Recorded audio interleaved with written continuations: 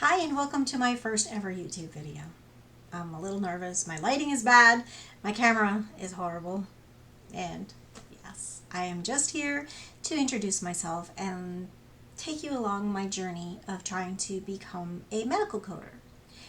So a little bit about my backstory is I have been a registered nurse for a very long time, and I only worked some bedside. I've mostly worked on the revenue cycle. So I have worked utilization management, both outpatient and inpatient, working for the insurance company, and I have worked appeals and revenue integrity on the provider side. I have coded in the past. I've had my CPC-A and CPMA in the past as well. However, I let them lapse because I was not using them. I actually went into a different direction and utilized more of my RN and IT experience and was working in those type of business analyst roles. However, I switched over to accounting and went into a completely different industry of revenue and realized quickly that I was not doing any accounting work. It was more customer service on the phone all day with a headset, and it was just not something that I wanted to do, speaking to angry customers. So what I have done is I left that job because I got tired of the Sunday scaries, and actually I had the scaries every day. I had immense amount of regret for taking that job. And now I am unemployed, and I have been unemployed since January 31st of 2025. It is now June 18th of 2025, and I have still not been able to secure a position. And I have tried I have tried jobs that I am not qualified for, jobs that I am overqualified for, and I get to the last round in some of them, and it usually ends in, we don't want somebody who's just going to come here and be here for a little while and then leave, really lending to the ageism that is going on in the world today, because I am someone who is over 50 looking for a position, and although I have to work for the next 15 years, I'm still looked upon as I'm going to be short term, when in actuality in 2025 many people are short term because they are looking for the next role. They're getting laid off, they're getting terminated, or they're pretty much quitting because of the pressure and stresses of the job. So I understand that turnover is expensive, and that's not what I'm looking to do. Now that my kids are grown, I'm not really led to pick a job based on the pay. I can actually do stuff that is more enjoyable to me, and I enjoy research, and I enjoy completing puzzles and figuring things out. Finding out root cause is one of my big specialties, and I'm probably maybe not showcasing that enough when I go into interviews, and maybe that's why I'm not securing the positions as well as explaining that I shouldn't be penalized, or really it shouldn't be held against me that I was a mom, raising kids and taking jobs that I needed to in order to maximize my revenue, because I was the sole provider. So there's that.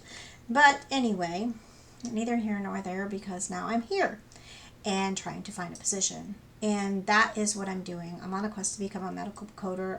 My preference is to work outpatient in a physician office and work remotely. And those are my goals.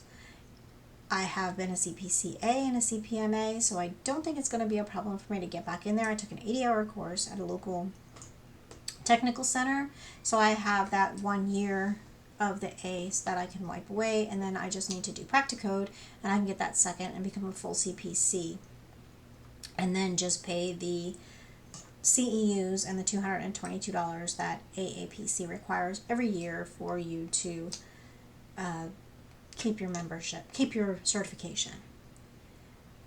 Currently, I'm working on the CDEI, which is the Clinical Documentation Expert, and that it's inpatient. And the reason I'm doing that is because that is where most of my experience lies, in revenue integrity, and this very much aligns. I'm already on chapter 5, and most of what I'm doing is actually what I did as revenue integrity. So what I did as revenue integrity as a nurse is I went into the medical record and I made sure that what was in the medical record is what we billed for. So basically the clinical supported the codes that were placed, and they were placed on the bill. And if not, then I would go back and I would work with the coding department so that we could see, really shore up and make sure that we could really eliminate our chances of denials. Because once something gets denied from the insurance company, it gets very hard. It's like if you get that money back, it's just gravy, because you cannot expect to get that money back, because there are many reasons why that could be denied. It could be no authorization, it could be not medically necessary, it could be it's something that is timely, which you will not see that money.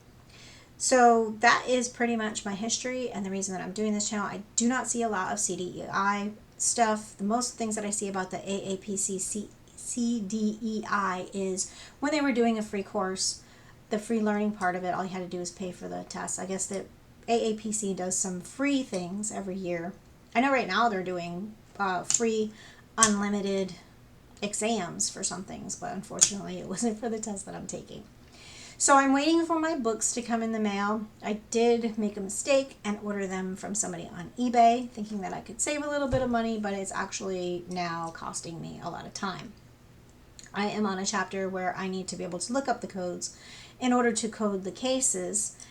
It was previously that it was just multiple choice, but now it's fill in the blank, and I can't fill in the blank if I don't know what to fill it in with. So I am stuck on that part of it. So thanks for listening so far, and if anybody has any tips and tricks on how to pass the CDEI, I would be open. You can just comment below. And I mean, if you feel inspired by somebody who's over 50 looking to get into re-enter a career, basically, because I haven't done this type of work in 5 years. So if you'd like to follow, then give me a follow. All right, thanks. Have a great day. Bye.